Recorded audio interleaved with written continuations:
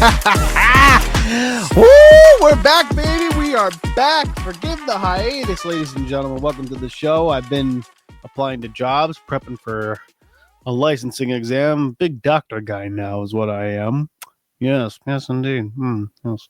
So that's what I've been doing with my time. It's been very, very busy, and off season is always a little bit slow when it comes to NFL content, but we're back. We had some time. We were able to get onto the microphone and talk about what's going on in Philadelphia. And now, Philadelphia Eagles have a really, really high level of confidence coming into this new season. You're coming off the best game as an organization you probably have had in your franchise history in terms of dominance. Your quarterback is looking as sharp as he ever has. The defense is vibrant. It's youthful. It has a lot of confidence because they respect and believe in the coaching staff that is on the defensive side of the ball. Nick Sirianni got his contract. He got paid. Howie Roseman's probably going to get paid soon, if not already. Okay. And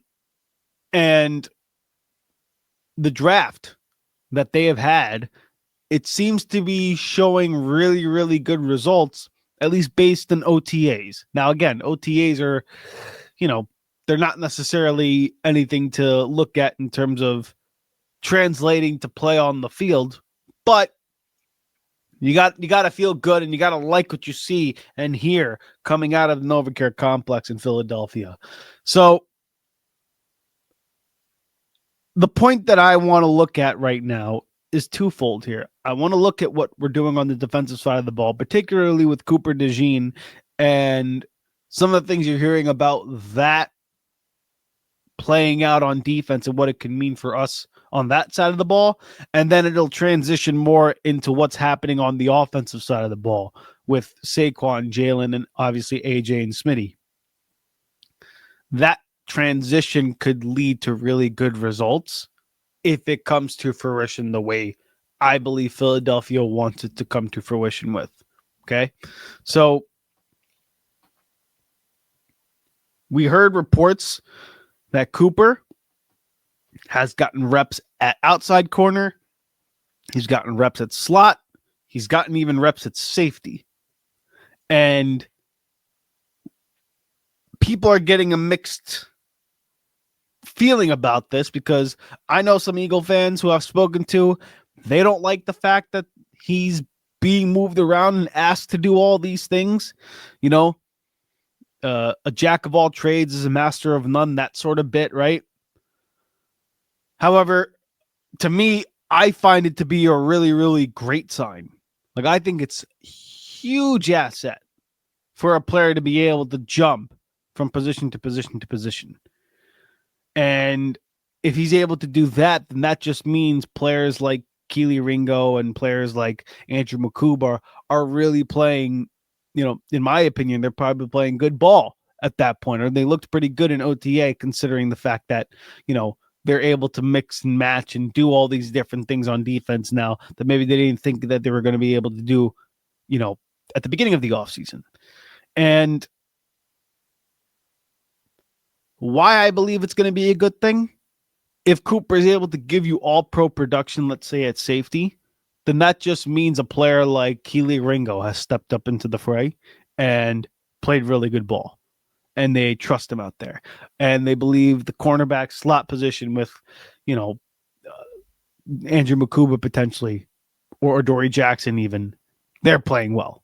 So, and vice versa, if he comes down and plays nickel, then, Kuba or Brown are playing well at safety.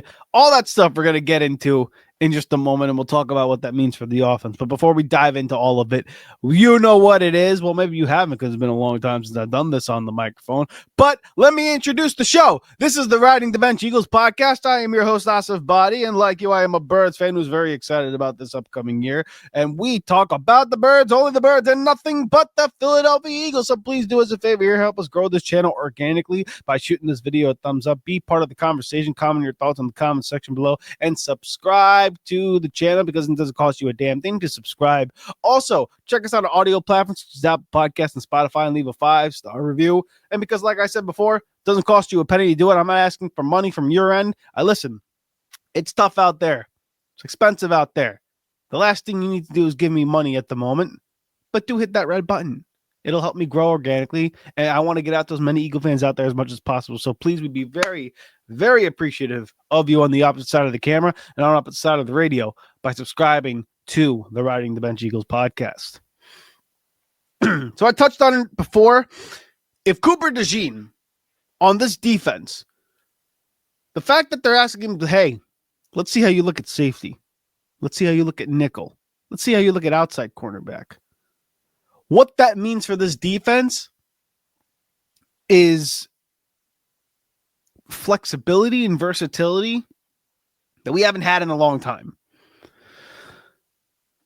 Look at the trend that you have noticed in Philadelphia based on the players that have been brought in. Every player on this defense has the ability to do multiple things. That's key. It's absolutely key that they have the ability to do multiple things.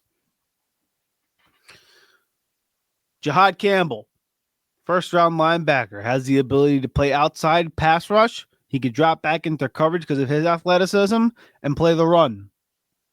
Same with Zach Bond. You brought him in as an outside linebacker. They put him inside, and he became an all-pro. Jalen Carter could play any technique on the defensive line. Nolan Smith, he could play outside. He can drop back because of coverage ability and his athleticism. Jalen Hunt, in college, played safety. Converted to outside linebacker, defensive end, and now they ask him to drop back into coverage, to pass rush, to play the run, etc. Ty Robinson, a guy who could play along the interior of the defensive line, playing the 0, the 1, the 2, the 3, right? Like, he has the ability to do so. Moro Ajomo can play the 2 technique, can play 3 technique, and pass rush and play the run. You look at up and down the roster. Cooper DeJean plays safety, corner, nickel. Quignon, we saw him last offseason play in the nickel. He could play outside cornerback. Reed Blankenship, I've seen him play strong safety. I've seen him play free safety. He could play in the box. He could drop back into coverage. He's the communicator on the defense on the back end. They drafted Makuba. Played safety in college, has history of playing slot cornerback. All those things matter. All those things are trends. All those things you look at and you're saying to yourself, there's an archetype of player that Philadelphia looks for. And on every single level of the defense, top to bottom of the roster, for the most part, you could say, hey, they fill this role. They have the ability to do those things. So the fact that they're asking Cooper DeJean to play safety, to play corner, to play nickel, one, it's not shocking. 2, if let's say he hits, let's just, for example, we already know the guarantee of him playing slot cornerback. He's basically a Pro Bowl type of player. Maybe the best slot cornerback in all of football. Okay, that's the guarantee. Let's say he plays cornerback 2. And we're like, okay, we need you to play CB2. You don't need to play slot no more. Everyone's like, hey, now you got a hole at slot cornerback. To me, that just means like, hey, either Adoree Jackson, Andrew Makuba, or even Kelee Ringo, they feel comfortable enough to play at slot cornerback. Or they're saying, hey, we don't need to play nickel no more. We can go in a base defense. We could play the 4-3. We could play the 5-2-4. Or whatever, you know what I mean? Like that means that they can say, hey, you know what? We're comfortable with rushing 5 guys, dropping 2 linebackers because we got Zach Bond and eventually Jahad Campbell, Jeremiah Trotter, Schmal London. Like, it means the front 7's versatile enough to go out there and play coverage. And then you have Cooper and you have Q and you got Reed and maybe Makuba, maybe Sidney Brown, maybe McCullum back out there. Like all that means is if wherever you decide to put Cooper DeJean and you say, hey, we want you to play safety, that means they feel comfortable enough putting Kelee Ringo out there at cornerback 2. If they say, hey, stay in the slot, we don't need you to play safety or corner, that just means both Makuba And Kelee Ringo or Kelee Ringo and Sidney Brown have hit at those positions. All that means this news, ladies and gentlemen, is excellent news. Figuring out what they're going to do with Cooper DeJean. I think it's excellent news because that just means they feel comfortable enough everywhere else on the defense, and they're able to plug those holes more efficiently wherever they decide to put Cooper DeJean. If he plays slot, that means Kelee and Makuba hit at safety. If they play him at safety, Cooper DeJean, that just means Makuba drops in the slot and Kelee Ringo on the outside, or even Adoree Jackson and Kelee Ringo have to play slot corner and quarterback too. They do that. If they play him at cornerback too, that means they don't need nickel no more. They can play base defense. Or they believe slot cornerback can be played by Kelee, Adoree Jackson, Eli Ricks, whomever. Those are the things you look at. And if you're Cooper DeJean, you're saying to yourself, hey, I don't want to necessarily play slot. I want to play outside. I want to play safety. I want to get the bag when it's time for me to get money. So let me make my impact out there. And if you're Vic Fangio, you're licking your chops right now. You're sitting pretty. You're saying to yourself, I got the most versatile defense in all of football. Especially because, players are looking at other draft players here like Small London. They're looking at Ty Robinson and saying they're making impacts. Eli Ricks has apparently had a good OTA. Kelee Ringo. Everyone's saying Kelee Ringo has had a really good camp. At least up to this point, or an OTA rather. Q, guaranteed, we know he's good. Reed Blankenship, he's the quarterback of the back four. He communicates with all the other defensive backs. We know Cooper's elite. We know Zach Bond's excellent. We know Jalen Carter's excellent. A lot more sure things are on this defense than I think people gave them credit for. And then you supplement that with the ascension of a Jalex Hunt, with the ascension of potentially Nolan Smith, with Amoro Ojomo, with Ty Robinson. And then you believe Jalen Carter is going to take another step forward. The sky's the limit for this defense. No pun intended for this, Philadelphia Eagles unit. The sky's the limit. And if that's the case, let's give you the hypothetical, okay? You put, Cooper DeJean out there. He plays safety. We lose the slot cornerback, and our defense goes from number 1 to number 10 on defense, okay? This transitions now to the offense. What does it mean for the offense now? Can you replicate what you did last season by being the number 1 rushing attack in all of football and not necessarily being the most prolific passing attack? Can you replicate that? Me personally, I think you can, just because of personnel, but I don't believe Philadelphia wants to replicate that. I don't think Kevin Patullo wants to replicate that. I don't believe Jalen Hurts and this offense necessarily wants to replicate the one-dimensional style of play unless it's super dominant. Saquon Barkley has said comments about him potentially retiring early and all that jazz. We'll talk about that in another episode because I think there's some things that are warranted for that. But at least physically right now, he says he's feeling good. He feels as good as he ever had in his career. He feels like he's entering his prime. Behind this offensive line, he could probably get another 1,400 yards rushing on the ground easily. That could be the floor, which is an elite running attack. The thing that I believe is going to happen now involves the quarterback. Kevin Patullo stepping in as offensive coordinator, while he doesn't have necessarily play calling experience, he does have the track record of being an accomplished coach in the NFL. All reports have suggested in OTAs that Jalen Hurts is as comfortable and is as sharp. Excuse me, I almost dropped my phone. He has been as sharp and as comfortable as he's ever been in his tenure in Philadelphia on the offensive end. Throwing the ball, making checks, orchestrating the offense. Because in the end, when you're a quarterback, you don't need to be the star of the offense. You need to be the guy that facilitates and orchestrates that bad boy. Can you be the conductor of your orchestra and lead it and cue it to make sure there's no missed notes on the script, on the paper when you play? That's your job at quarterback. This offseason, reports have said he's as good as anybody right now, or as good as he has been in any time of his tenure. And if that's the case, and if we believe that, hey, he's going to come in here and not miss a beat from what he was at the end of last season, the NFL's got a big problem. Because now you gave them extra motivation because you tried to ban the tush-push play, which is basically the Jalen Hurts play.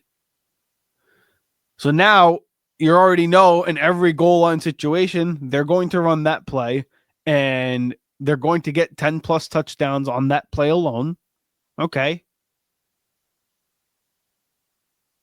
And if it's the same offense with the same language, terminology as it was last season, he's already gotten comfortable making checks at the line. He's gotten much more comfortable reading a defense. He's gotten much more comfortable operating within the offense. Now, all of a sudden, he has another offseason, and now he's able to expand a little bit more in this offense and grow a little bit more in this offense. And now you have A.J. Brown, who's determined to get back on the grind again. Devontae Smith wants to show, hey, just because of my numbers last season, that don't mean I'm not an elite ball player. Same with A.J. Philadelphia wants this passing game to be elite. They want this passing game to be explosive. My contention is this.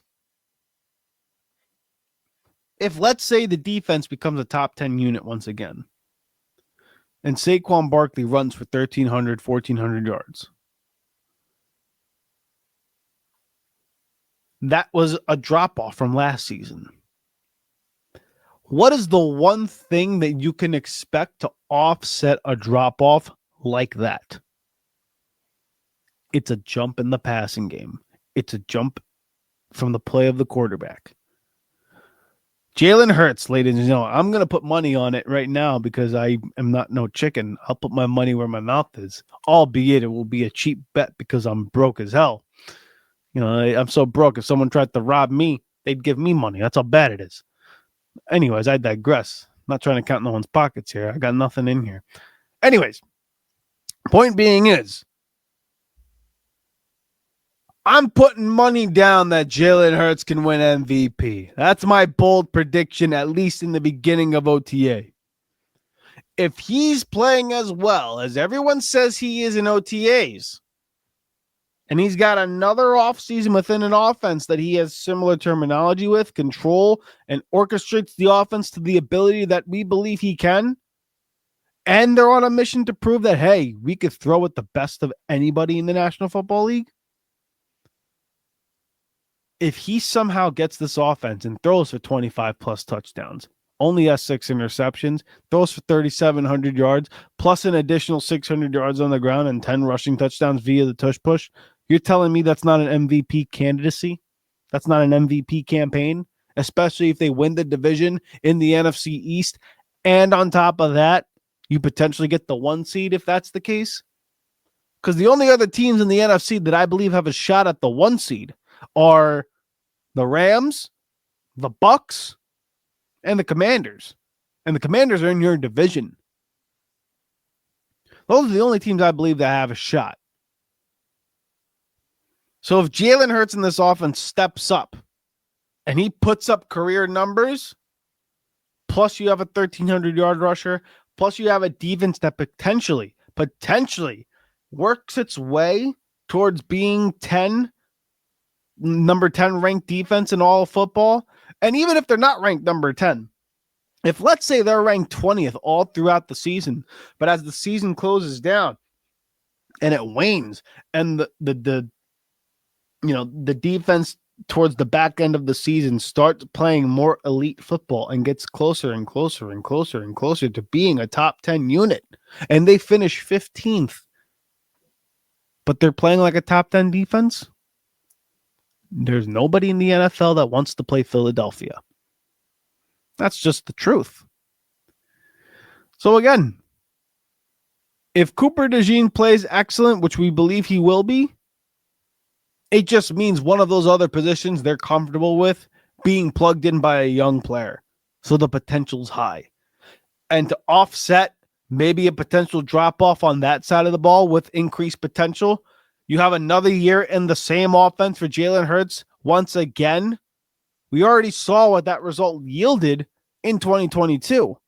Second in MVP voting. Yes, it led to a loss in the Super Bowl against Patrick Mahomes, but that defense in 2022 is not what this defense is now. All of a sudden, you're looking at this football team, and at least on paper, and you're saying, how could they not be the favorite in the NFC?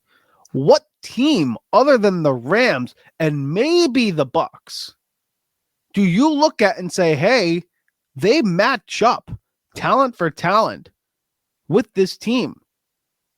Who in the NFC can you look at and say they match up well with Philadelphia?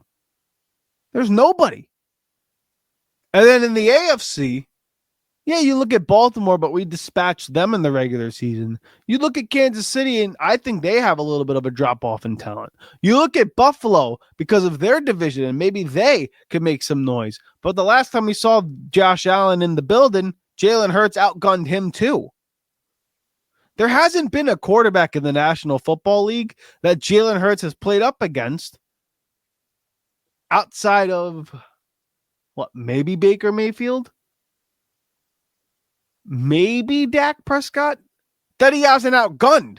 And even then, with Dak Prescott, it's like a 3-game sample size. And one of those games, Jalen Hurts was in year 1. So again, Philadelphia is playing a game in which, look, I believe that they're playing a game where they're looking at this 2025 season and they're really just like, we'll take what we can get for 2025. We're really preparing for 2026. But again, if they're looking at this season as a makeup year, a year just to have a reset, and they go out and win the Super Bowl, you all of a sudden have the same amount of Super Bowls in a 7-year window that the Kansas City Chiefs have had in that same time frame. And then your next question then becomes, while yes, Kansas City might be the dynasty, Philadelphia just has as many championships as that team does. Who's the better organization? And to me, that's a fascinating conversation. But they have to cash in this upcoming year. But everything's kind of falling into place right now to say, or at least suggest, they're going to be off to a really damn good start. Oh boy. Is it MVP season coming for Jalen Hurts? Maybe, just maybe. One thing's for damn sure. The Philadelphia Eagles are going to be pretty damn good. And we as Eagle fans, what a time to be alive. Hey. Thank you so much for watching the Riding the Bench Eagles podcast. If you want to continue to support the channel, please hit the like and subscribe button down below. Also, check us out on Instagram and TikTok at Riding the Bench Eagles Pod. We're also on Apple Podcasts, Spotify, iHeartRadio, you name it, we're on there. Thank you so much for listening, and please join us next time here at the Riding the Bench Eagles Podcast.